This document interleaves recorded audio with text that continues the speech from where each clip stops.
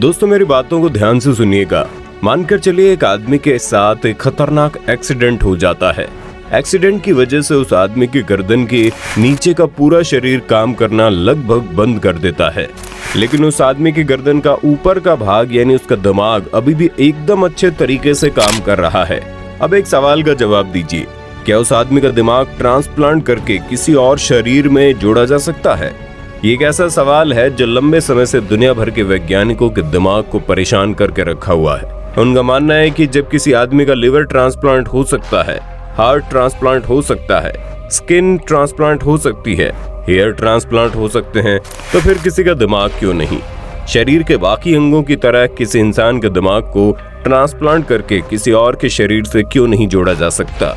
इसी बात को सोचते हुए साल 1900 के दौरान एक ब्रिटिश वैज्ञानिक ने एक अलग नस्ल के कुत्ते की खोपड़ी को उसके शरीर से अलग करके दूसरे नस्ल के कुत्ते के साथ जोड़ दिया।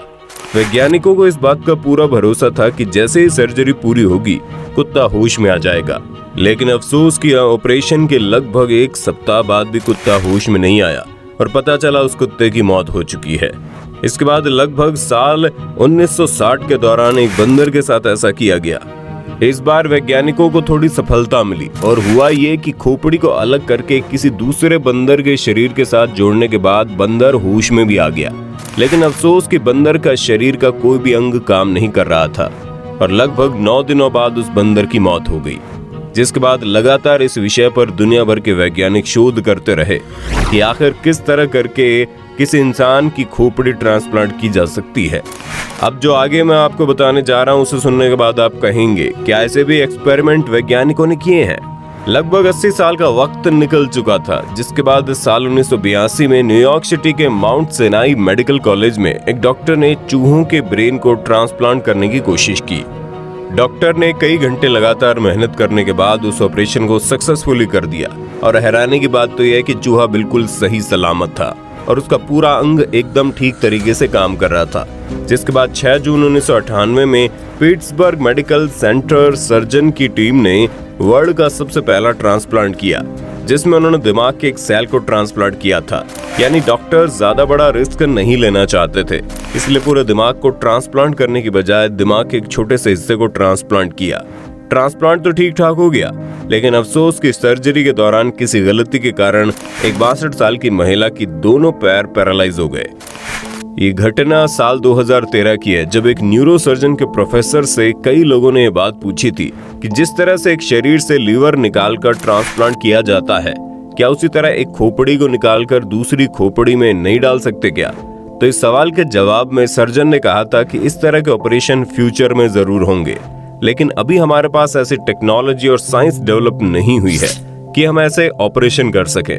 मस्तिष्क के स्पाइनल कोड में नर्व फाइबर को जोड़ना बहुत कठिन होता है।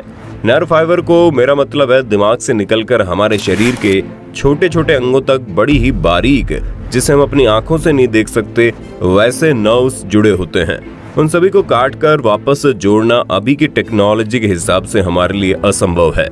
इसलिए उन्होंने कहा कि स्पाइनल कोड मतलब कि रीढ़ की हड्डी की चोट इतनी नुकसानदायक होती है कि अगर मस्तिष्क को ट्रांसप्लांट करने में सफल भी हो जाए तो स्पाइनल कोड में लगने वाली चोट के कारण लोग जिंदा नहीं रहते हैं, क्योंकि दिमाग को शरीर से संपर्क बनाने के लिए रीढ़ की हड्डी बहुत ही अहम पार्ट निभाती है। ऐसे में अगर दिमाग को ट्रांसप्लांट किया जाए तो सिर से जुड़ी हुई हड्डी में चोट लग जाएगी और इतने बड़े ऑपरेशन को झेलने के लिए कोई बॉडी जल्दी तैयार नहीं होगी। इसलिए ब्रेन ट्रांसप्लांट से पहले एनिमल टेस्ट किया जाता है और जब एनिमल के ऊपर ये रिसर्च हो रही होती है तो इसका पूरा परमिशन लेकर सरकार से लेना पड़ता है। ये प्रोसेस काफी लंबा होता है। आज भी इस प्रोसेस को सही से करना मेडिकल साइंस के लिए एक चुनौती है। इतना ही नहीं, किसी भी ब्रेन ट्रांसप्लांट कराने के लिए बहुत ही ज्यादा रुपयों की आवश्यकता होती है, लगभग $13 मिलियन। अगर भारतीय रुपयों में बात करें तो लगभग 9,620 लाख रुपए। इसमें लगभग 150 ऑपरेशन होते हैं। इन सभी ऑपरेशंस में लगभग 36 घंटे का समय लगता है। इसमें सबसे इम्पोर्टेंट काम ब्रेन को फ्रीज करना होता है, जिसमें दिमाग के पूरे सिस्टम को रोक दिया जाता है और फिर दिमाग को मरने से बचा लिया जाता है। गर्दन और नसों को जोड़ने वाले ट्यूब्स को गर्दन में फिट कर दिया जाता है और फिर स्पाइनल कॉर्ड को काटा जाता है। ये सबसे मुश्किल काम होता है। स्पाइनल कॉर्ड को काटने के लिए किसी आम चाकू का इस्तेमाल नहीं होता। इसे काटने के लिए हीरे से बनी चाकू का इस्तेमाल होता है और अंत में मसल्स, नाउज और ऑर्गन्स को फिर से जोड़ा जाता है। ये काम ठीक उसी तरह होता है जैसे कपड़ों को सिला जाता है। ये काम बहुत ही मुश्किल होता है क्योंकि दिमाग इंसान के शरीर का सबसे इम्पोर्टेंट पार्ट होता है। ब्रेन ट्रांसप्लांट करना आज भी साइंस के लिए एक चुनौती बना हुआ है क्योंकि इस वक्त पूरी दुनिया में अब तक ऐसा एक भी केस नहीं हुआ है जब किसी एक इंसान की खोपड़ी को उसके शरीर से अलग करके किसी दूसरे शरीर के साथ फिट किया गया हो। इस वक्त दुनिया में कई ऐसे वैज्ञानिक मौजूद हैं जो ब्रेन ट्रांसप्लांट के ऊपर शोध करना चाहते हैं। उनका मानना है अगर उन्हें शोध करने का मौका मिले तो वो सफलतापूर्वक ऐसा कर सकते हैं, लेकिन ये काम इतना रिस्क भरा हुआ होता है कि किसी का भी जान जा सकता है। इसलिए किसी भी देश का गवर्नमेंट इस तरह के शोध की इजाजत नहीं देता। अमेरिका के एक डॉक्टर का कहना है कि उन्हें इस तरह के ट्रांसप्लांट करने की इजाजत अमेरिका में नहीं मिल रही है, इसलिए वो चीन में जाकर इस ट्रांसप्लांट पर शोध करेंगे। इसलिए उन्हें कुछ ऐसे लोगों की जरूरत है जो अपने अंगों को दान करने की इच्छा रखते हों। आपको जानकर हैरानी होगी कि शोध करने वाले उस वैज्ञानिक पर भरोसा करते हुए रूस में रहने वाले एक शख्स ने अपने ऊपर शोध करने की इजाजत भी दे दी। दरअसल रूस में रहने वाला एक आदमी ऐसा है जिसका दिमाग तो ठीक तरीके से काम करता है, लेकिन उसके शरीर का कोई भी अंग ठीक तरीके से काम नहीं करता। उसके सभी अंग लगभग बेकार हैं। लेकिन इस ट्रांसप्लांट के पीछे बहुत ही अधिक पैसे खर्च होने वाले थे, जो पैसे समय पर अरेंज नहीं हो पाए। ये वजह है कि पैसों की कमी के कारण वैज्ञानिक समय पर उस शोध को आगे नहीं बढ़ा पाए। इसी बीच रूस में रहने वाले उस शख्स की शादी हो गई। शादी के बाद उसकी पत्नी और परिवार वालों ने उस डॉक्टर के साथ किए गए एग्रीमेंट को खत्म करवा दिया और अब वो डॉक्टर उस बात का इंतजार कर रहा है कि कोई आदमी ऐसा आए जिसके ऊपर इस तरह का शोध किया जा सके। दोस्तों, जाते जाते आपको बता दें, ऑर्गन ट्रांसप्लांट किसी को नई जिंदगी देने का जरिया है। अगर किसी इंसान का कोई अंग खराब हो जाता है तो उसके उस अंग को ट्रांसप्लांट करके उसकी जिंदगी को बचाया जा सकता है। लेकिन आपको जानकर हैरानी होगी, हमारे देश में किडनी के लिए 4 साल, लिवर के लिए 2.5 साल और हार्ट के लिए 2-2 साल की वेटिंग लिस्ट है, क्योंकि कोई भी मृत्यु के बाद अपने चहेतों के अंगों को दान नहीं करना चाहता।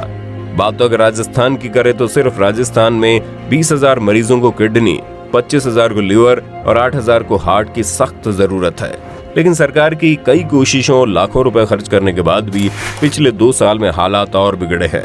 शायद आपको यकीन ना हो, लेकिन इतनी भारी डिमांड होने के बावजूद भी साल 2018 में सिर्फ 4 ट्रांसप्लांट हो पाए और साल 2019 में सिर्फ और सिर्फ 1 ट्रांसप्लांट।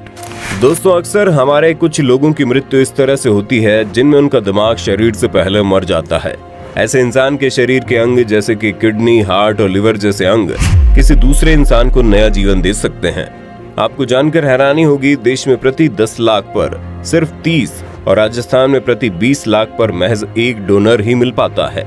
यानी कि अगर देश में 10 लाख लोगों को किडनी की जरूरत है तो उनमें से महज 30 लोगों को किडनी डोनेट करने वाला आदमी मिल जाता है। यही वजह है कि प्रदेश के 53,000 से ज्यादा लोग कई साल से ऑर्गन का इंतजार कर रहे हैं और अधिकतर लोग तो ऐसे हैं जो डोनर का इंतजार करते करते ही मौत की नींद सो जाते हैं।